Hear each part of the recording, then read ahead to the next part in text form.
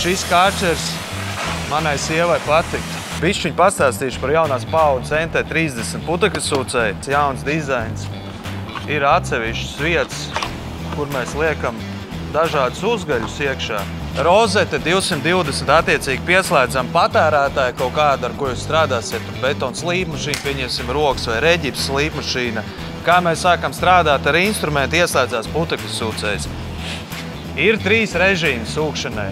Pirmais ir vienkārši sūkšana, tad ir ar 2 sitieniem sūkšana un ar 3 sitieniem sūkšana. Ko tas nozīmē, ka ik pēc kāda laika ar 2 sitieniem tiek iztīrīts filtrs. Vai no ar 3, ja ir daudz putekļu. Jauni uzgaļi. Jaunai paudzei jauni uzgaļi. Kas ir svarīgi, lai viņu nesalauztu? Šādi te mainās no slapjās sūkšanas uz sauso sūkšanu.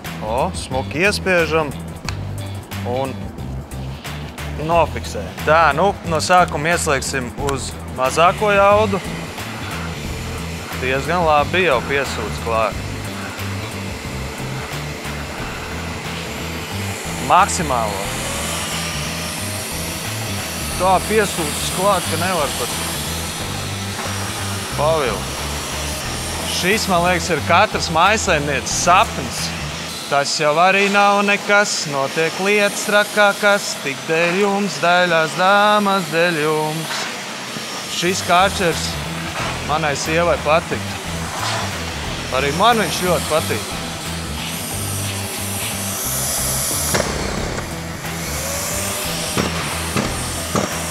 Trīs sitieni bija. Cepuri nost, ļoti labs sūcējs. Ja tev ir vajadzīgs putekļu sūcējs, lai iesūkt viņā iekšā visu, kas ir iespējams sūkšanai, zvani Storentam, labāk jau man, bet palīdzēsim tev nokārtot.